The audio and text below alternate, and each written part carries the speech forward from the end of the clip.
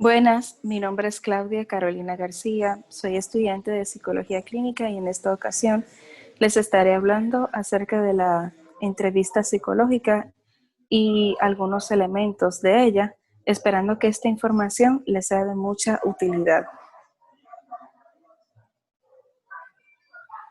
Tenemos en primer lugar la definición de la entrevista. La entrevista psicológica es una forma de interacción humana de carácter privado, establecida entre dos o más personas con roles prefijados por el entrevistador, con un propósito definido y con la intención de obtener información relevante para la toma de decisiones. Entre los objetivos de la entrevista psicológica están evaluar, diagnosticar e investigar. Estos aspectos permiten trazar una dirección de trabajo para seguir estrategias de intervención.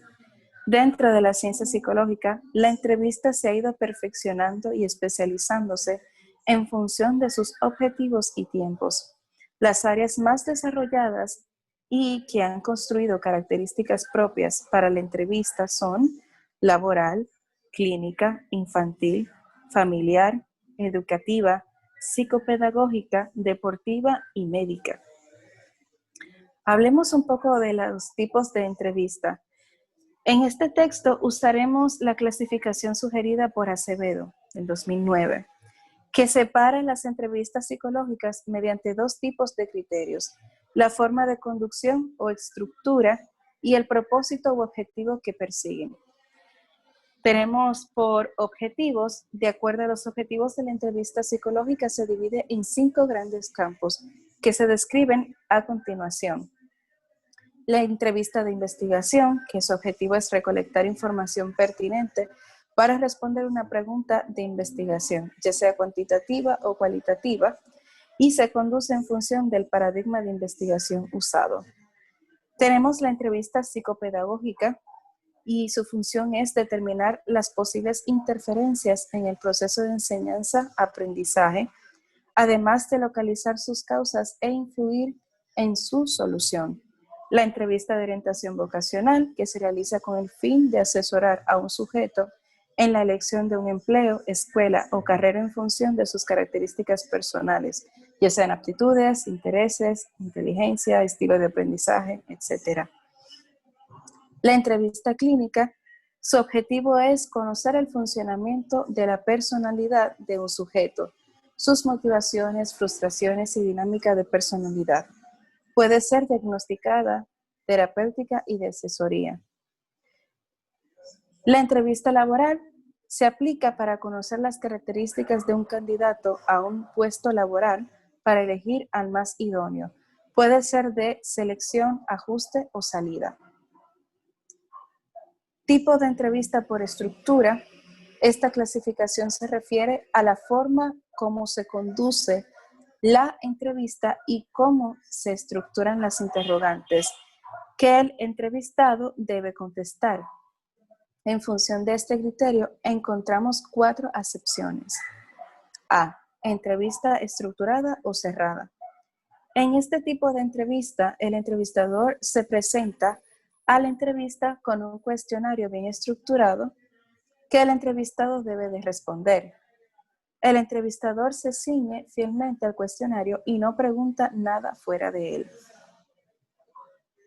La entrevista semiestructurada, que en esta modalidad, si bien el entrevistador lleva un guión de preguntas básicas, tiene la libertad de cuestionar al entrevistado sobre aquellos temas que le interesen, o bien omitir algunos temas de acuerdo a su criterio. La entrevista abierta o no estructurada. En este caso, el entrevistador tiene la flexibilidad para adaptar la entrevista a las características psicológicas del entrevistado, avanzando o retrocediendo en función de su propósito. Se le llama abierta por esta característica de no seguir un guión. La entrevista tipo panel. En ella, un entrevistador hace una serie de preguntas iguales a un grupo de entrevistados para conocer sus distintas opiniones. Del mismo modo, el formato puede variarse cuando un grupo de entrevistadores entrevistan a una sola persona. Ahora hablemos de las etapas de la entrevista.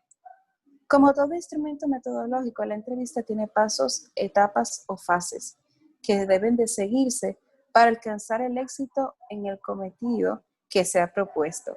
En este caso, seguimos la visión de Colín, 2009, quien divide las entrevistas en 3 etapas o fases: inicio, rapport, desarrollo y cierre. Iniciamos con la primera fase. La primera fase inicial, el objetivo principal es lograr que el entrevistado se sienta cómodo en presencia del entrevistador. Esto se llama rapport, que quiere decir familiarización de la persona con la entrevista. La segunda etapa es el desarrollo o cima. Constituye el núcleo de la entrevista. Es la parte más larga y profunda de la entrevista. Tanto Acevedo como Colín coinciden que en ella se recaba la mayor parte de la información y se profundiza en los aspectos identificados en la fase anterior. Se intercambia información, se analiza la información y se confronta. Se clarifican los problemas, se toman algunas decisiones sobre posibles soluciones y líneas de acción. Y por último, la tercera fase o fase final es el cierre de la entrevista. De acuerdo a Acevedo, esta fase es casi tan importante como la del inicio. Su objetivo fundamental consiste en consolidar los logros alcanzados durante las etapas de cima y cierre. Inicia con la indicación del entrevistador que se acerca al final. Hablemos ahora de los elementos de la entrevista. Tenemos como primer elemento el entrevistador. Es el elemento a cargo de la entrevista. Él define los roles y los tiempos, además de los temas que se han de tratar. El entrevistador debe de poseer estas 2 características, la empatía e intuición. ¿Qué sería un psicólogo sin empatía e intuición, verdad? La empatía significa poder sentir lo que siente el otro ser humano. Y la intuición se relaciona con el momento preciso en que el entrevistador deberá hacer una intervención para que la persona siga hablando con un ajá, o bien hacer preguntas que se relacionan con el malestar del consultante. Las habilidades de escucha que debe de tener un psicólogo. Atención. Es importante que el entrevistador se centre en el entrevistado, en lo que hace, lo que dice, sus gestos, entre otras cosas. En la percepción, en este punto de vista es importante señalar que todos los entrevistadores deben reconocer y concientizarse de sus propias ideas y paradigmas culturales para prevenir distorsiones dentro de su campo perceptual, es decir, evitar que notemos solo los aspectos que confirmen nuestros propios valores y creencias. Este aspecto le permite al entrevistador mejorar la objetividad del proceso. Tenemos la concentración, además de centrar nuestra atención y de percibir los mensajes del entrevistado o del paciente. El entrevistador debe de ser capaz de eliminar de su conciencia, en la medida de lo posible, cualquier otra fuente de distracción, enfocándose exclusivamente en el proceso de la entrevista. La retención, por último, un buen entrevistador tiene que estar consciente de su necesidad de recordar los eventos de la entrevista tal como sucedieron para resumirlos y evaluarlos. El segundo elemento, tenemos al entrevistado. Este es indispensable en una entrevista. Este elemento posee la información que el entrevistador requiere. No controla la entrevista. Es muy importante para el entrevistador poder distinguir los atributos más particulares de la personalidad del entrevistado para poder utilizar este conocimiento en beneficio del objetivo de la entrevista. Acevedo asegura que hay 4 tipos de personalidad presentes en los entrevistados. Se clasifican de la siguiente manera. Está el tímido. El sujeto tímido encara la entrevista con miedo, embarazo y esperanza. Como no sabe exactamente qué se espera de él, teme ser inferior o no saber qué responder. Esta ansiedad es lo que le inhibe y también su propio sentimiento de inseguridad. Se observa fácilmente que su volumen de voz es bajo, no mira directamente a los ojos del entrevistador, su postura es encogida, le cuesta mantener la conversación y difícilmente esboza una sonrisa. Tenemos el agresivo. El sujeto agresivo posee una personalidad antagónica a la del sujeto tímido. Se muestra sarcástico, autoritario, impulsivo, agresivo, valga la redundancia, autosuficiente, cínico e irascible. La técnica para manejarlo se basa en un periodo corto de rapport, siendo conveniente que sea el entrevistador el que lo establezca, dado que de esta manera el entrevistador podrá darse cuenta de la forma en que el sujeto maneja la agresividad. Es conveniente dejarlo hablar mucho antes de dirigir la entrevista hacia su objetivo, un parapeto únicamente. Tenemos el manipulador, que es el sujeto que se presenta como egocéntrico, creativo, flexible, impaciente, halagador y chantajista. En este caso en particular, el entrevistador necesita mucha astucia, ya que este individuo sabe que todos los seres humanos somos débiles ante los halagos. El sujeto manipulador tiene una meta fija y preestablecida, poder manejar la entrevista y el entrevistador de acuerdo a sus intereses. Para llevar a cabo la entrevista, la técnica que se debe utilizar es controlar las propias necesidades. Eso es en el caso del entrevistador o el psicólogo. Por último, tenemos el embustero. Estos sujetos tienden a exagerar los detalles de sus vidas con elementos que parecen claramente producto de una fantasía. Se muestran perezosos y mentirosos. Estas actitudes se ven frecuentemente en entrevistas laborales, principalmente las relacionadas a ventas y relaciones públicas. Con frecuencia detrás de esta actitud hay escondidos sentimientos de inferioridad, por lo que se debe ser cauteloso al emitir juicios en este tipo de personas. Tenemos el otro elemento. El tercer elemento es el mensaje. El objeto de la comunicación establecida entre los entrevistados y el entrevistado. Entre el entrevistador y el entrevistado. Se define como la información que envía al emisor, al receptor. En este caso de la entrevista, en roles que se intercambian de manera continua, para que la comunicación se establezca correctamente, es necesario que ambas partes, el entrevistador y el entrevistado, entiendan la información contenida en el mensaje.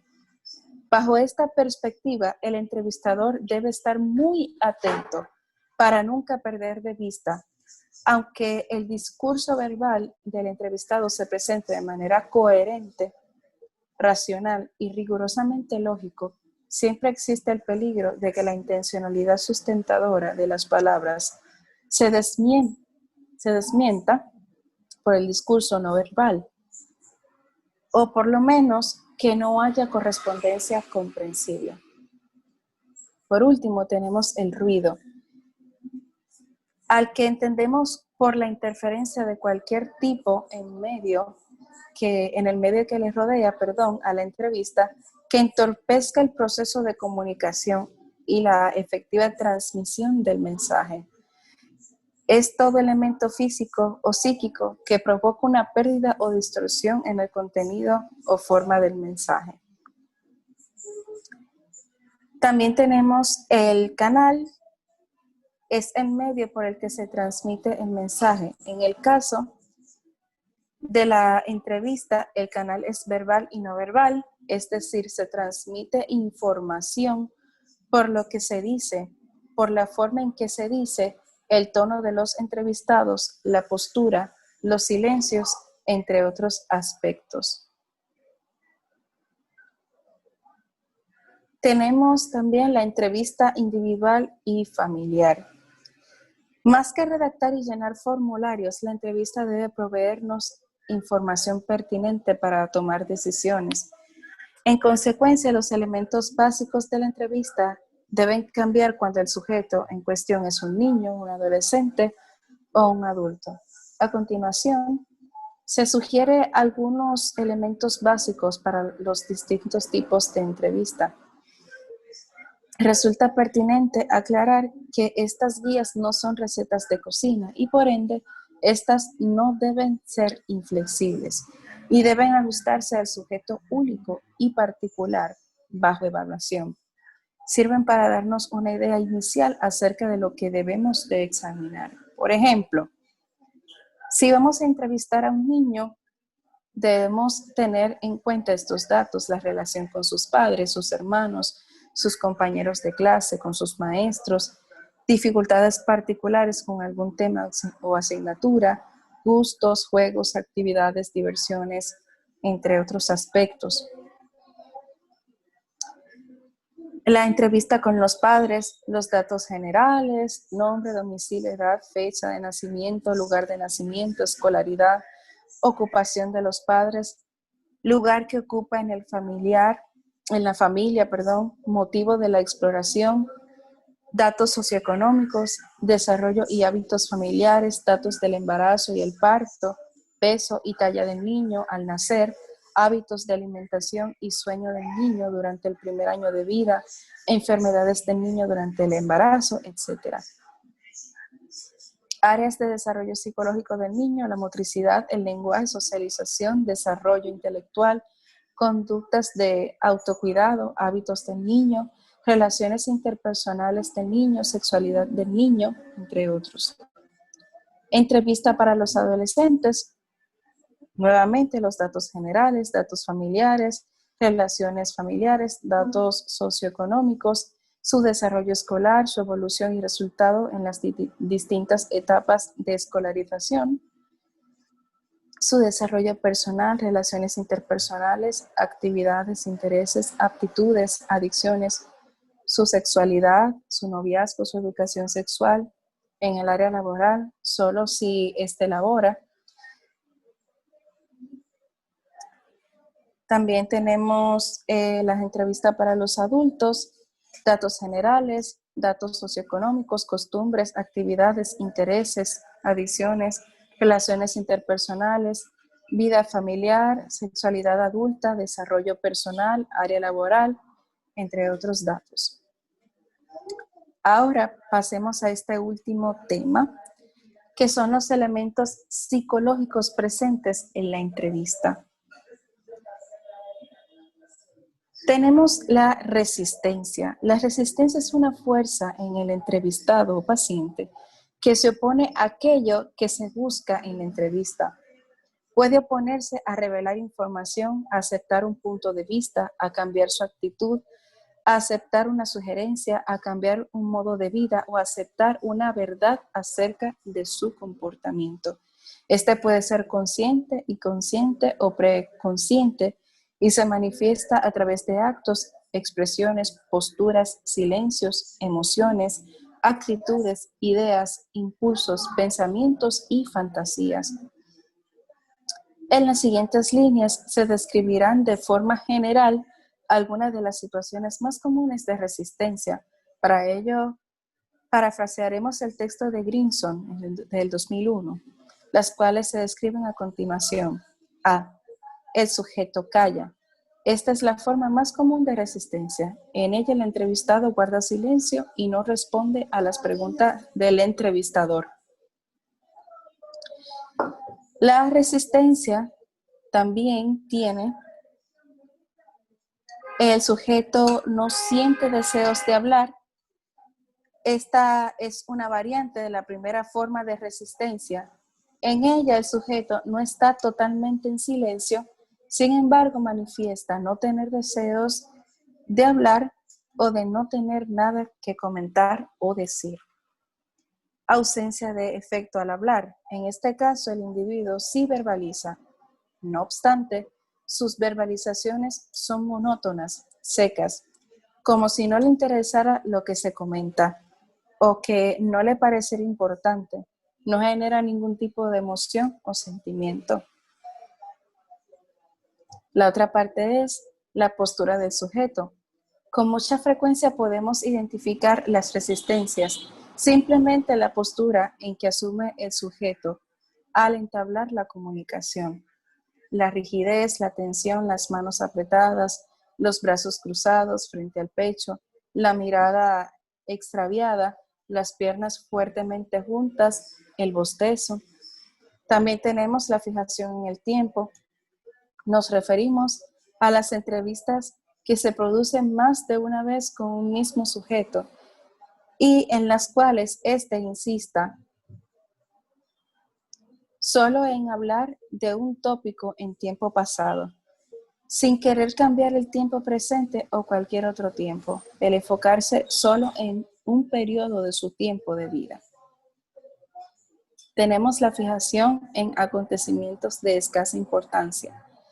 Al igual que en el apartado anterior, cuando se mantiene más de una entrevista con un individuo que insista en encontrarse en sucesos que no tengan importancia para el tópico a discusión. Evitar temas es muy propio de cualquier ser humano, evitar las situaciones que nos producen angustia o vergüenza. Sin embargo, si estos son los tópicos de la entrevista y el sujeto pretende una y otra vez evitar dichos temas o rehuirlos, entonces podemos identificar estos intentos como un tipo de resistencia. Tenemos la rigidez. En igual caso que las anteriores, esta forma se presenta en entrevistas que se realizan más de una vez con un sujeto y se refiere al intento de la persona de formar patrones o rituales en las entrevistas, hablar de los mismos temas, empezar cada entrevista de la misma forma, pretender que cada entrevista se realice de igual forma que las anteriores, el aburrimiento, la demostración explícita de manera no verbal de que el sujeto se encuentra aburrido en las entrevistas. Acciones como el bostezo al consultar frecuentemente la hora, el estirarse o cerrar los ojos como si se pretendiera dormir. Estas son formas de resistencia ejecutadas en el lenguaje del aburrimiento. La actuación o acting out. Actuar en lugar de narrar es un fenómeno que se presenta frecuentemente en las entrevistas clínicas y de asesoría. El sujeto considera que no es necesaria la entrevista. Es un elemento común de la entrevista clínica, educativa, laborales y de asesoría, en las que el sujeto es referido a la entrevista por alguien más. El sujeto se olvida de las citas. Esta forma de resistencia es frecuente en los procesos donde se realiza más de una entrevista, en las que el sujeto debe tocar temas que prefiere evitar, ya sea consciente o inconscientemente. Esta forma de resistencia se presenta como la ausencia del sujeto a la cita. Tenemos la transferencia.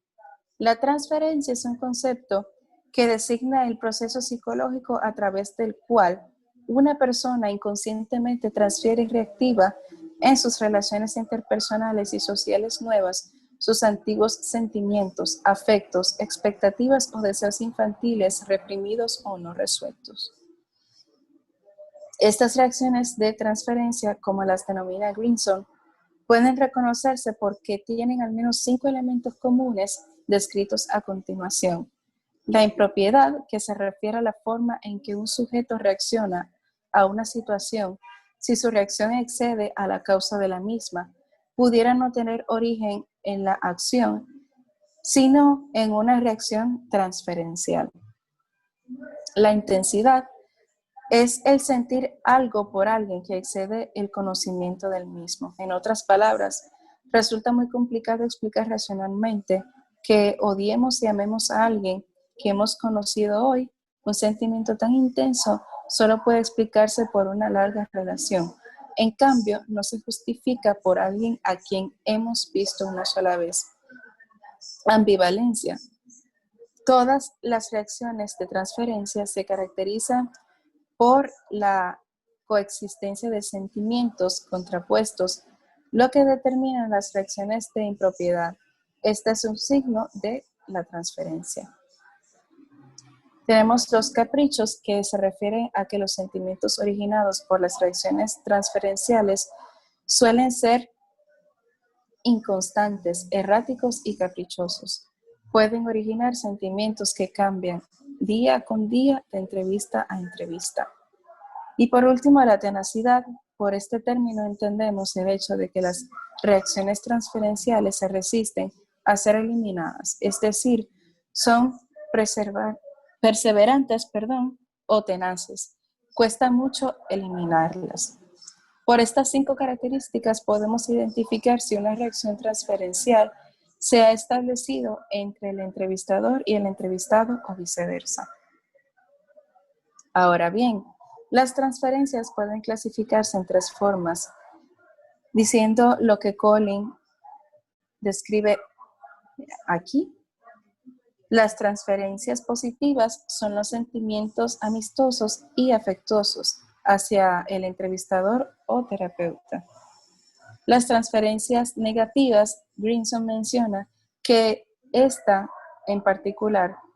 forma de transferencia en particular, se caracteriza por la expresión de sentimientos hostiles y de enojo, la cual se produce cuando el paciente revive relaciones y situaciones que vivió durante su infancia y los canaliza hacia el entrevistador. Contratransferencia. Durante la relación interpersonal de la entrevista, no solo el entrevistador tiene sentimientos producto de su desarrollo emocional, sino que también el entrevistador está expuesto al desarrollo de tales sentimientos, a estas emociones y afectos que se establecen entre el entrevistador y orientados al entrevistado se le llama contratransferencias. Tenemos los mecanismos de defensa. Una de las razones que motivó a Freud a crear su teoría fue, sin lugar a duda, la necesidad práctica de abordar la forma de entender los problemas emocionales de sus pacientes. Esta experiencia, si bien puede ser motivada por temores reales, también decía Freud, podría ser originada por temores neuróticos, creados por el miedo de ser controlados por los impulsos irracionales del ello, o por temores no realistas, o de cosas que no existían o no habían pasado. Existen muchos mecanismos de este tipo, los más importantes se describen en este apartado. Está la represión, proceso que apunta a mantener en el inconsciente todas las ideas, recuerdos, deseos o impulsos inaceptables o desagradables. También tenemos la regresión, como su nombre lo dice, es regresar a nivel conductual para hacerle frente a una situación que nos causa ansiedad. Se reacciona con conductas inmaduras y hábitos infantiles ante una situación. Tenemos el desplazamiento. Al hablar de desplazamiento, nos referimos al hecho de que el sujeto encuentra conflictiva la canalización del impulso inconsciente tal y como éste se originó. De tal manera, el yo lo desvía de una manera parcial y más aceptable para el sujeto. El sujeto la desencadena en el otro objeto. La racionalización. Tal mecanismo se genera cuando el yo busca explicaciones o razones que presenten su comportamiento como algo aceptable. La negación, este mecanismo, es muy frecuente cuando un sujeto se enfrenta a la ansiedad. La proyección consiste en atribuirle a otro u otros impulsos, deseos y sentimientos que no admitimos tener. Es decir, el sujeto proyecta sobre otro sujeto algunas cosas que provienen de él, pero cuyo origen él mismo desconoce y atribuye a otras personas. La sublimación es encontrar salidas inofensivas para la tensión asociada con las necesidades frustradas, refinando los impulsos primitivos. La identificación, el deseo inconsciente de ser otro, de parecerse a otro o de tener las cualidades de otro. De tal manera, el sujeto se apropia de características de otros a través de la imitación.